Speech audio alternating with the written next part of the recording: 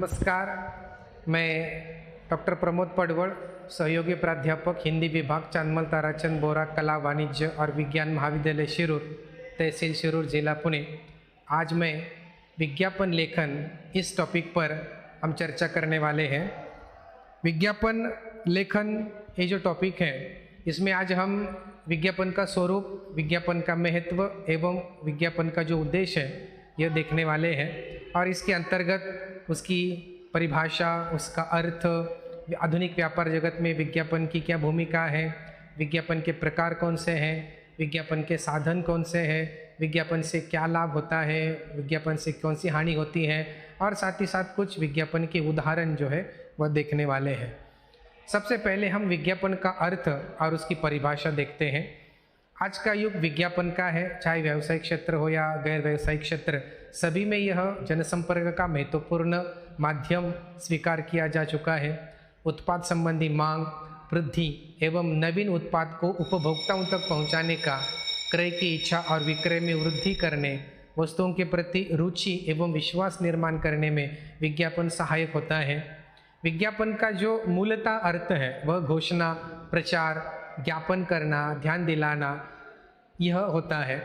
इसे अंग्रेजी में एडवर्टाइजमेंट और मराठी में इसे जाहिरात कहा जाता है। विज्ञापन को अगर हम परिभाषित करते हैं तो इस प्रकार से कर सकते हैं कि विज्ञापन जनसंपर्क का एकमात्र ऐसा शक्तिशाली साधन है जिसके माध्यम से उत्पादित वस्तु के बारे में प्रभावी सूचना द्वारा उपभोक्ता के मन में विश्वास पैदा कर उसे क्रय के हेतु व्यापक पैमाने पर प्रेरित किया जाता है। यानी उत्पादित वस्तु के बारे में ज़्यादा से ज़्यादा जानकारी लोगों तक हो, लोगों को मिले, इसके लिए विज्ञापन का जो है निर्माण किया जाता है। सबसे पहले हम विज्ञापन के उद्देश्य देखते हैं। इसमें सबसे जो पहला उद्देश्य है वह है लोगों को वस्तुओं की जानकारी देना। विज्ञापन का निर्माण ही वस्तुओं की जानकारी देने के लिए होता है और इसीलिए इसकी मूल में जो है, विज्ञापन के मूल में वस्तुओं की जानकारी देना, माल के बारे में सूचित करना, यह प्रमुख उद्देश्य होता है। इसलिए लोगों को ज़्यादा से ज़्यादा लोगों को विज्ञापन के बारे में जानकारी वो हो, यह इसके पीछे प्रमुख उद्देश्य होता है। दूसरा जो उद्देश्य है वह है वस्तुओं के प्रति विश्वास निर्माण करना। जब बार बार किसी वस्तु के बारे में विज्ञापन प्रसारित होता रहता है तो उस वस्तु के प्रति एक विश्वास निर्माण हो जाता है और यही काम जो है वह विज्ञापन का होता है और विज्ञापन का मूल उद्देश्य भी वस्तुओं के प्रति विश्वास निर्माण करना यह होता है। तीसरा जो विज्ञापन का उद्देश्य है वह क्रय की इच्छा जागृत करना तथा उत्पादन बढ़ाना। क्रय की इच्छा जागृत करने का मतलब है खरीदारी की इच्छा जागृत करना। विज्ञापन जब बार बार प्रसारित होता है तब विश्वास निर्माण होता है और ज़्यादा से ज़्यादा लोगों के द्वारा उसकी खरीदारी बढ़ती है और जब खरीदारी बढ़ती है तो जाहिर सी बात है कि उत्पादन को भी बढ़ाना पड़ता है और विज्ञापन का जो मूल उद्देश्य है वह सफल हो जाता है। इसके बाद हम आधुनिक व्यापार जगत में विज्ञापन की क्या भूमिका है इसे संक्षेप में देखने का प्रयास करते हैं। इसमें सबसे पहली बात है कि विज्ञापन एक मार्केटिंग का साधन है। वर्तमान जो युग है वह विज्ञापन का है और आज विज्ञापन ने मार्केटिंग के क्षेत्र में आमूलाग्र परिवर्तन कर दिया है। पहले मौखिक, फिर हस्तलिखित और फिर इस प्रकार से होती हुई जो यात्रा है मार्केटिंग की, आज डिजिटल मार्केटिंग तक आ गई है।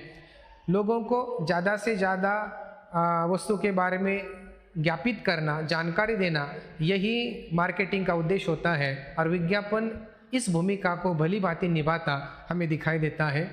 दूसरी जो भूमिका है कि विज्ञापन एक व्यवसाय है। हम आज के ज़माने में देखते हैं तो हर कोई क्षेत्र आज व्यवसाय के दायरे में आ गया है और विज्ञापन भी इसमें पीछे नहीं है। विज्ञापन के क्षेत्र में लाखों करोड़ों का इन्वेस्ट होता है और अपनी वस्तु की बिक्री बढ़ाने के लिए अनेक कंपनियां उस प्रकार से हजारों, लाखों, करोड़ों रुपयों का वे जो है खर्च करती हैं और इसलिए हम कह सकते हैं कि विज्ञापन आज एक व्यवसाय बन गया है। तीसरी बात है विज्ञापन समय की आवश्यकता है।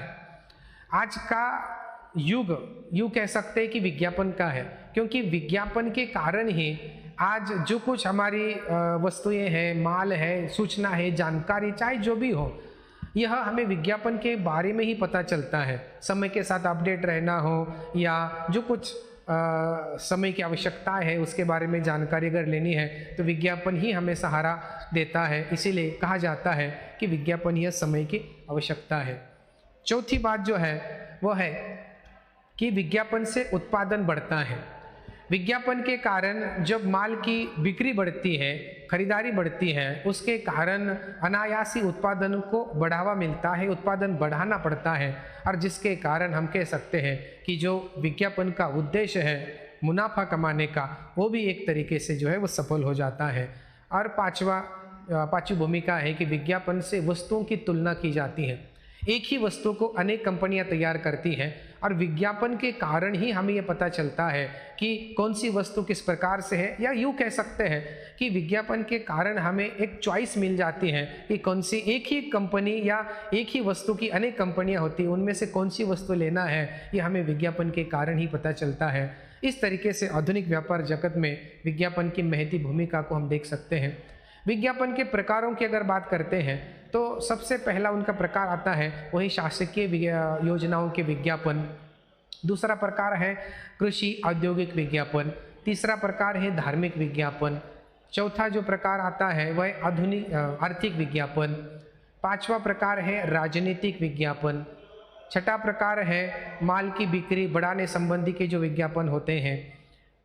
उसके बाद है नौकरी संबंधी विज्ञापन और उसके साथ ही व्यक्तिगत विज्ञापन। इस तरीके से विज्ञापन के अनेक प्रकार दिखाई देते हैं। जहाँ भी जिस भी प्रकार से हम किसी को सूचित करते हैं, किसी की सूचना देते हैं, किसी वस्तु को प्रसारित करते हैं, वो सारे क्षेत्र जो है वो विज्ञापन के दायरे में आते हैं।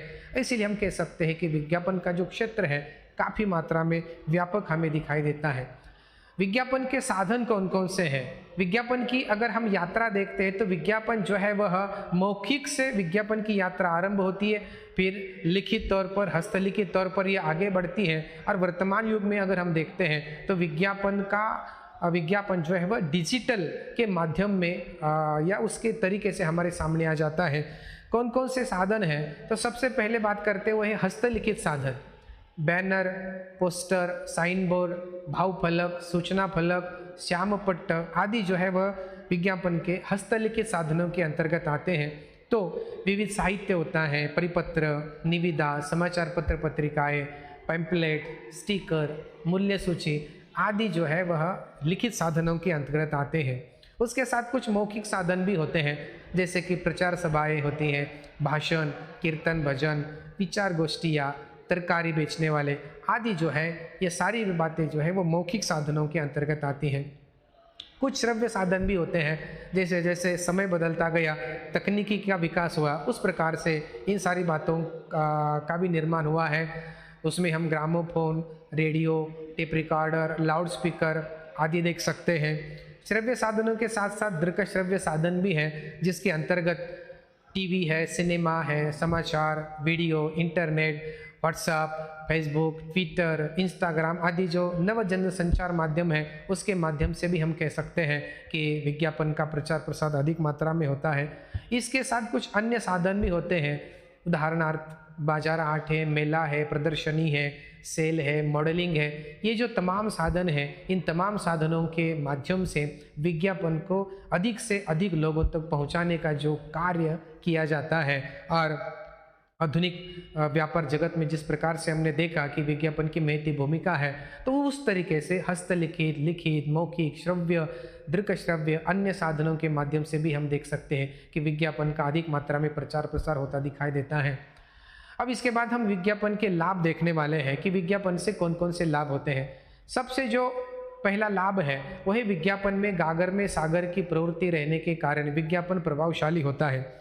विज्ञापन का जो मूल उद्देश्य होता है वह ज़्यादा से ज़्यादा अधिक लोगों तक जानकारी पहुंचाना होता है, लेकिन उसमें शब्दों को इस तरीके से प्रस्तुत किया जाता है, कम शब्दों में, कम समय में अधिकाधिक भाव जो है व्यक्त करने की शक्ति विज्ञापन में होने के कारण विज्ञापन में गागर में सागर की प्रवृत्ति होती है, ऐसा कहा जाता है। इसलिए वह अपने लक्ष्य में यहाँ पर सिद्ध होता है। दूसरा है विज्ञापन से वैयक्तिक तथा सामूहिक लाभ होता है। विज्ञापन के कारण एक ही समय में अनेक लोगों तक सूचना जो है प्रस्तुत की जाती है। हजारों लाखों लोगों तक एक ही समय में हम किसी भी चीज़ को विज्ञापित कर सकते हैं, और जिसके कारण वैयक्तिक भी लाभ होता है और उसका सामूहिक भी लाभ हमें दिखाई देता है। तीसरा जो विज्ञापन का लाभ है वह जीवन मान में सुधार से संबंधित है। विज्ञापन जब हम देखते हैं तो हमें आधुनिक जीवन में जो कुछ हो रहा है उसके बारे में पता चलता है। अप टू डेट रहने की बात हो, मॉडर्न रहने की बात हो, इन सभी की जानकारी हमें विज्ञापन के माध्यम से मिलती है। और यूँ कह सकते हैं कि विज्ञापन के कारण हमारे जीवन मान में सुधार होता है। उसके बाद विज्ञापन के कारण अधिक मात्रा में उत्पादन होता है। जितना ज़्यादा विज्ञापन का प्रचार प्रसार होता है, या यूँ कह सकते हैं कि विज्ञापन के कारण वस्तु का प्रचार प्रसार होता है, उसके कारण उसकी बिक्री बढ़ती है। और अगर बिक्री अधिक मात्रा में बढ़ेगी तो जाहिर सी बात है उत्पादन अधिक मात्रा में होगा। और इसीलिए किसी भी चीज़, किसी भी वस्तु का जब उत्पादन बढ़ता है, इसका मतलब उसका विज्ञापन अच्छा हो जाता है। उसके बाद हम देखते हैं कि विज्ञापन से इच्छित उद्देश्य की पूर्ति होती है। इच्छित उद्देश्य की पूर्ति का मतलब होता है कि विज्ञापन का निर्माण ही अधिकाधिक लाभ कमाने के लिए, प्राप्त करने के लिए होता है। किसी भी वस्तु के बारे में, किसी भी माल के बारे में जब हम, कोई कंपनी हो, कोई निर्माता हो, वो ज़्यादा से ज़्यादा मुनाफा चाहता है, और विज्ञापन उस मुनाफे तक पहुंचाने का सबसे प्रमुख और बढ़िया जरिया आज के ज़माने में हमें दिखाई देता है। जिस तरीके से विज्ञापन के लाभ होते हैं उस तरीके से विज्ञापन से हानि भी होती है। किस प्रकार से हानि होती है ये हम देखते हैं। तो सबसे पहले है कि उत्पादन पर विज्ञापन का परिणाम होता है। यानी अगर अच्छा विज्ञापन होता है तो उत्पादन बढ़ता है, और विज्ञापन अच्छा नहीं होता है तो उत्पादन कम करना पड़ता है। यानी वस्तु चाहे अच्छी क्यों न सही, लेकिन अगर विज्ञापन अच्छा नहीं होता है तो फिर उसका बिक्री पर परिणाम होता है, और जाहिर सी बात है उत्पादन भी उसका प्रभाव होता है। दूसरी जो हानि है कि अनुचित समय तथा स्थान पर विज्ञापन को नुकसान पहुंचा सकता है। अनुचित समय तथा स्थान पर अगर हम विज्ञापन को प्रसारित करते हैं, प्रचारित करते हैं, तो वह नुकसान पहुंचाता है। यानी अगर सर्दियों के दिन है तो उसी प्रकार की वस्तुओं के विज्ञापन चाहिए। गर्मियों के दिन है तो अगर मान लीजिए स्वेटर का विज्ञापन है तो गर्मियों के दिनों में अगर हम उसका प्रचार प्रसार करेंगे तो फिर यह ज़्यादा लाभदायक नहीं रहता है। उसके बाद विज्ञापन से वस्तु माल की कीमत बढ़ती है। विज्ञापन बनाने के लिए, तैयार करने के लिए जो है अधिक मात्रा में धन जो है वह, या जो कीमत है वो खर्च की जाती है। लाखों करोड़ों में पैसा जो है वो पानी की तरह बहाया जाता है, और उस पैसे की वसूली जो है वह वस्तु की जो कीमत है वो बढ़ाकर की जाती है, और जिसके कारण अनायास ही वस्तु या माल की कीमत जो है बढ़ती है। उसके बाद एक और हानि है कि आवश्यकता न होने पर भी खरीदारी की जाती है। यानी बार बार जब हम किसी चीज़ का विज्ञापन देखते हैं तो उस वस्तु का हमें उपयोग भले न हो, लेकिन बार बार जब हम उसे देखते हैं तो हमें ऐसा लगता है कि वो चीज़ हमारे पास होनी चाहिए, और हम उसे खरीदते हैं। और इस तरीके से अनेक चीज़ें हम आवश्यकता न होने पर भी जो है खरीदते दिखाई देते हैं। विज्ञापन से विकृति एवं अश्लीलता को बढ़ावा मिलता है। विज्ञापन दिखाने के लिए, अधिकाधिक प्रभावी बनाने के लिए, लोगों के द्वारा अधिक देखने के लिए युवक युवतियों का उन्मादित चित्रण वहाँ पर किया जाता है, और इस तरीके से हम कह सकते हैं कि अश्लीलता को बढ़ावा मिलता है। उसके बाद विज्ञापन के कारण एकाधिकार का निर्माण होता है, मोनोपोली का निर्माण हो जाता है। आज कुछ वस्तुएं ऐसी हैं जैसे कि टूथपेस्ट है, बिस्किट है, साबुन है, इसमें कुछ एक कंपनियों का जो है वो एकाधिकार स्थापित हो गया है। नई कंपनियों को इस क्षेत्र में आने के लिए बड़ी मशक्कत करनी पड़ती है, क्योंकि मोनोपोली के कारण और अत्यधिक विज्ञापन के कारण जो है आज वही कंपनियां जो है बाजार में, मार्केट में हमें दिखाई देती हैं। एक अच्छा विज्ञापन अगर बनाना है तो कुछ गुणों की हमें आवश्यकता होती है, और कौन कौन से गुण चाहिए? तो सबसे पहले विज्ञापन में ध्यान आकर्षित करने की क्षमता होनी चाहिए, सबसे जरूरी गुण विज्ञापन के अंतर्गत होना चाहिए। दूसरा है विज्ञापन में रोचकता का गुण होना चाहिए। तीसरा है विज्ञापन में साहित्यिक भाषा की अपेक्षा सरल एवं आकर्षक भाषा का प्रयोग विज्ञापन में होना चाहिए। चौथा, विज्ञापन से तुरंत बोध होना चाहिए। पांचवा है देशकाल वातावरण के अनुसार विज्ञापन होना चाहिए। छठा है विज्ञापन में प्रभावत्मकता की क्षमता होनी चाहिए। सातवां है विज्ञापन में वास्तविकता के साथ साथ विश्वसनीयता का समावेश होना चाहिए। आठवां गुण है विज्ञापन संक्षिप्त होने चाहिए। उसी प्रकार से विज्ञापन में क्रय की इच्छा जागृत करने की भी क्षमता होनी चाहिए। इस प्रकार से हम विज्ञापन के कुछ गुण हमने देखे हैं। कुछ प्रसिद्ध विज्ञापन देखते हैं जिनके कारण यहाँ पर उस वस्तु की, उस माल की बिक्री बढ़ी हुई जो है दिखाई देती है। उदाहरणार्थ ठंडा मतलब कोका कोला, ये कोका कोला का विज्ञापन है। हीरो होंडा देश की धड़कन, हीरो होंडा मोटरसाइकिल का एक ये विज्ञापन है। पहले इस्तेमाल करें फिर विश्वास करें। घड़ी डिटर्जेंट का विज्ञापन है। झंडू बाम का विज्ञापन है, एक बांध तीन काम। उसके बाद दाग अच्छे है, ये सर्फ एक्सेल का विज्ञापन काफ़ी लोकप्रिय रहा।